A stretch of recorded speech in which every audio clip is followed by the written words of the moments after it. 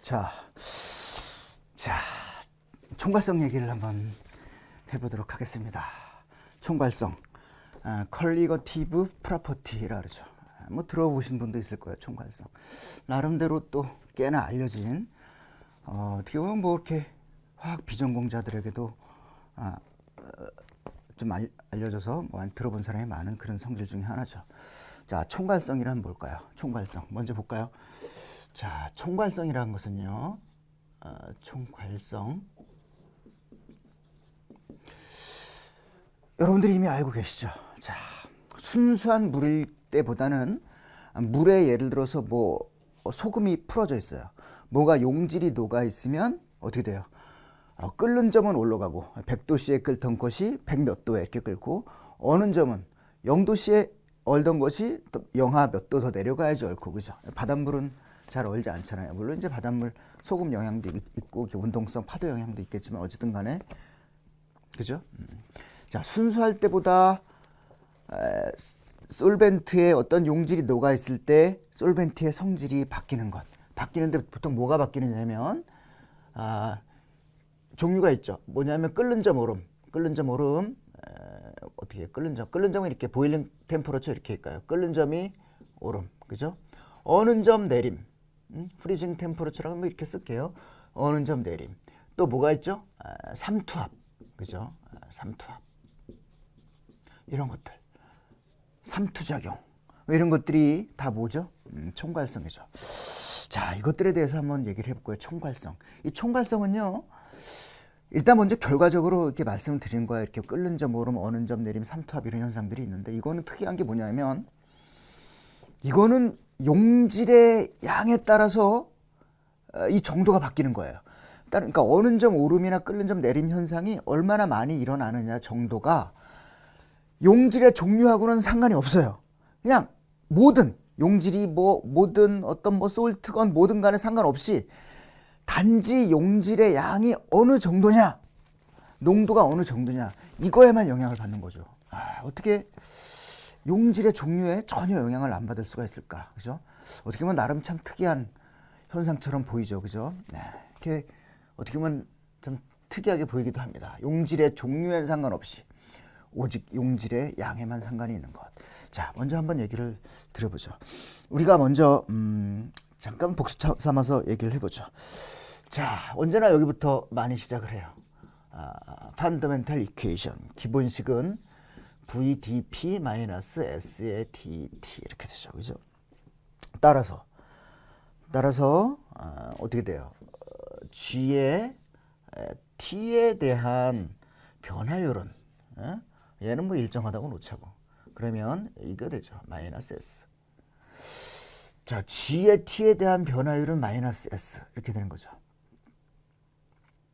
마이너스가 붙으면 S는 항상 양수잖아요. 그죠?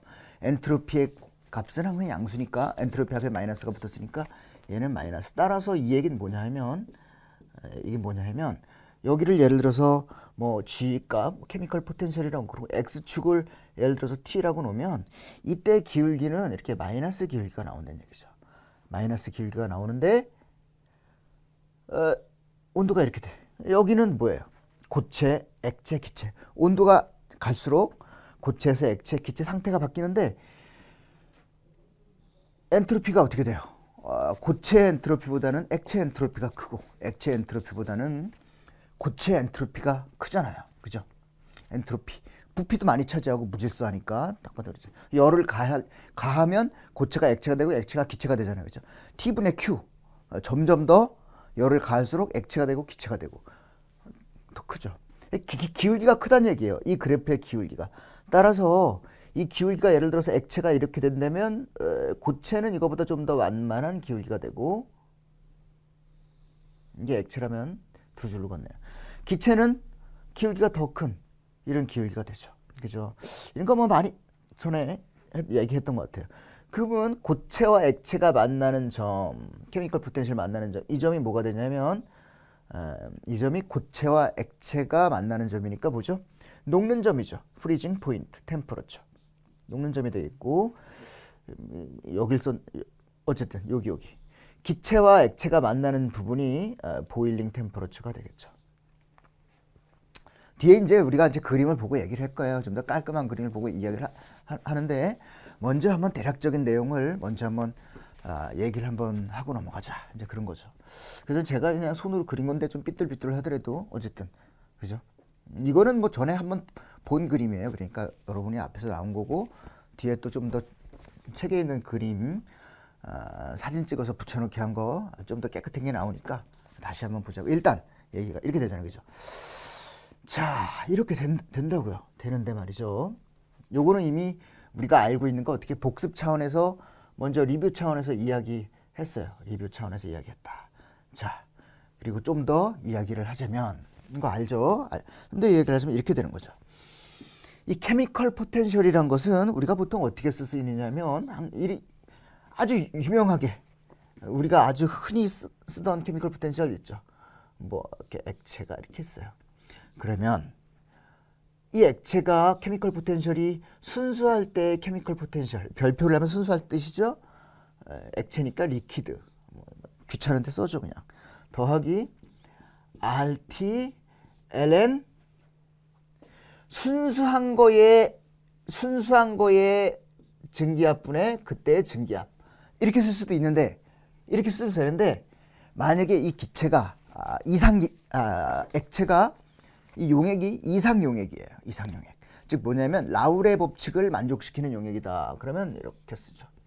그래서 이게 만족되면 그 이상 용액이라 그러죠. 그죠? 그리고 이게 라울의 법칙이잖아요. 이렇게 된다는 게. 자, 이렇게 되는 거죠. 뭐 얘를 이렇게 놓은 거잖아요. 그죠? 이상 용액일 때는 이렇게 쓸 수 있다. 그런 거니까. 이게 뭐죠? 몰 분율. 몰 분율이라 이거죠. 몰 분율인데 X는 몰 분율이니까 어떻게 돼요? 전체 몰수분의 어떤 우리가 특정 성분 그거의 몰수. A라 그럴게요. 용매 A. 솔벤트가 A예요. 그럼 A라고 칩시다. 그러면 여기 이제 A가 되겠죠. A.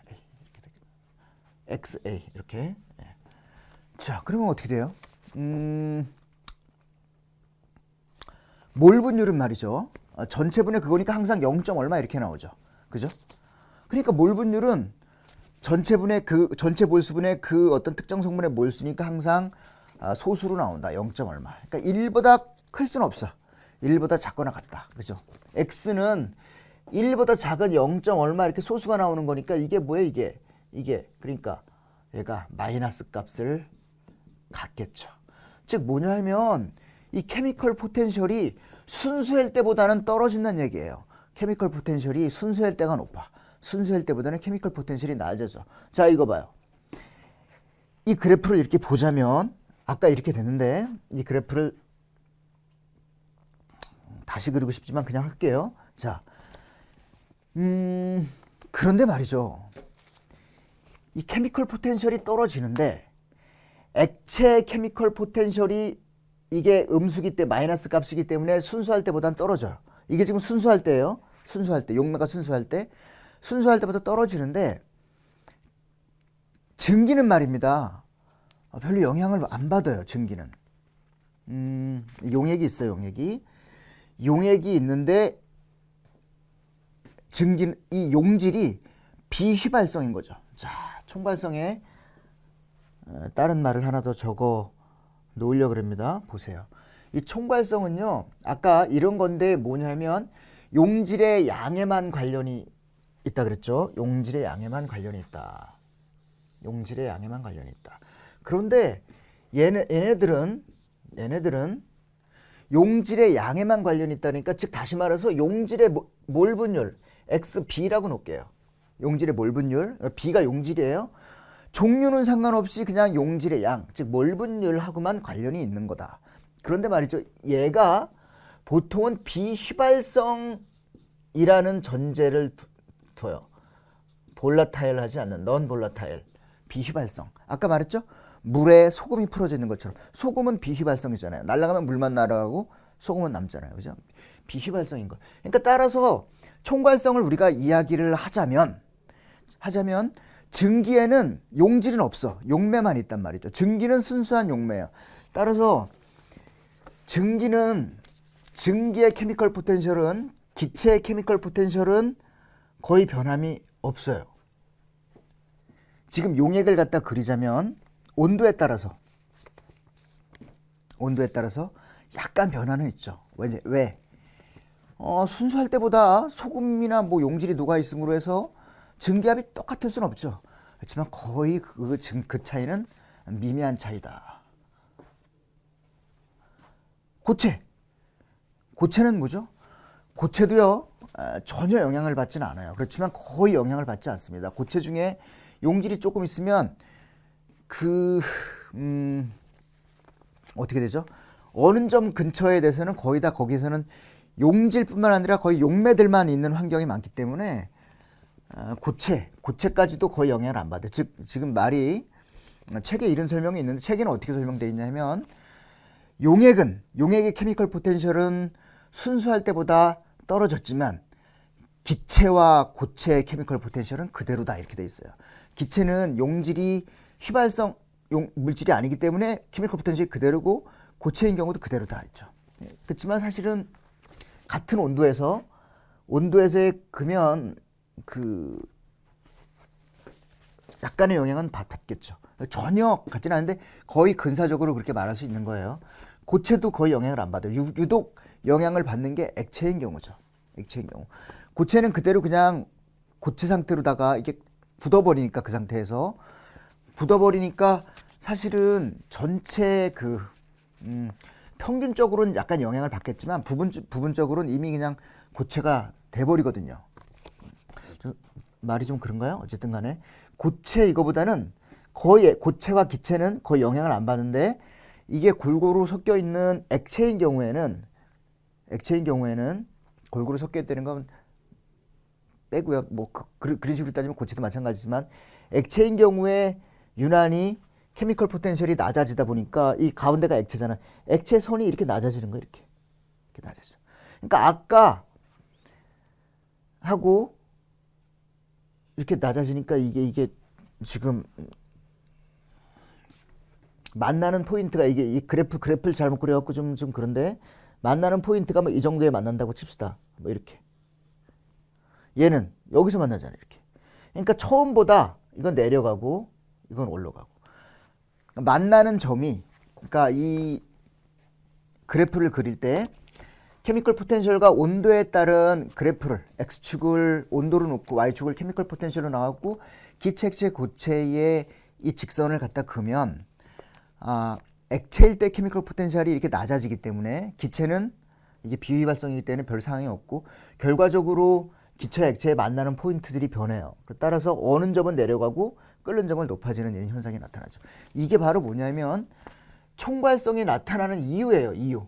총괄성이 나타나는 이유는 바로 말하자면 길게 얘기했지만 이거예요. 이거. 이식 때문에 총괄성이 나타나는 거죠. 액체가 이러한 이유로 뭐가 어떻게 돼요? 이게 음수기 때문에 케미컬 포텐셜이 낮아지니까 책에 있는 대로 하면 이렇게 해갖고 뭐 고체를 이렇게 긋고 액체를 이렇게 긋고 기체를 이렇게 거놓고 얘만 이렇게 떨어진 거죠. 그러니까 만나는 포인트가 이 포인트에서 이 포인트로 이동.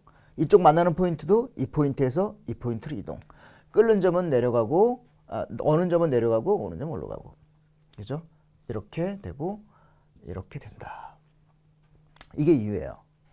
자, 여러분들은 그냥 예를 들어 답안을 작성하시거나 누가 물으면 기체나 고체는 케미컬 포텐셜이 변함이 없는 반면에 액체는 저렇게 이 식에 의해서 이만큼 떨어지기 때문에 이 포인트들이 바뀐다. 이렇게 설명해도 무방해요. 그렇지만 아주 엄밀하게 따지면 기체나 고체도 전혀 변동이 없는 건 아니에요. 그렇지만 미세하게 움직인다고 봐야 되죠. 거의 영향을 안 줘요. 어쨌든 결과적으로는 이 포인트들이 움직여요. 자, 이렇게 해서 총괄성이란 현상이 생기는 거예요. 총괄성.